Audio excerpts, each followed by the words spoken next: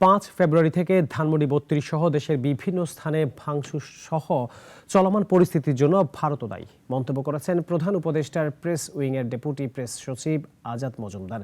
Chittagong press ক্লাবে সাংবাদিকদের সঙ্গে মতবিনিময় সভায় তিনি এমন মন্তব্য করেন। বলেন, দেশ থেকে যিনি পালিয়ে গিয়েছেন তাকে আশ্রয় দিয়ে কথা বলার ও ঘৃণা ছড়ানোর সুযোগ করে দিয়েছে ভারত।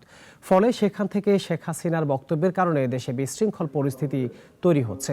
তাদের অনুরোধ করা হয়েছে তাকে ফেরত পাঠানোর, কিন্তু কোনো উত্তর আসেনি। চট্টগ্রাম প্রেস ক্লাবের অন্তর্বর্তীকালীন কমিটির সদস্য সচিব জাহিদুল করিম কোচির সভাপতিত্বে অনুষ্ঠানে প্রেস ক্লাবের সিনিয়র সদস্যরা উপস্থিত ছিলেন। জানিয়েছিলাম যে আসলে এই যে বাংলাদেশে এই পরিস্থিতিটা এই মুহূর্তে তৈরি হয়েছে তার জন্য পার্সিয়ালি ভারতও দায়ী। কারণ ভারত আমাদের দেশ থেকে যিনি পালিয়ে গিয়েছেন ওনাকে আশ্রয় দিয়েছে, ওনাকে কথা বলার সুযোগ করে দিয়েছেন, যে কারণে উনি ভারতে বসে ঘৃণা ছড়ানোর সুযোগ পাচ্ছেন।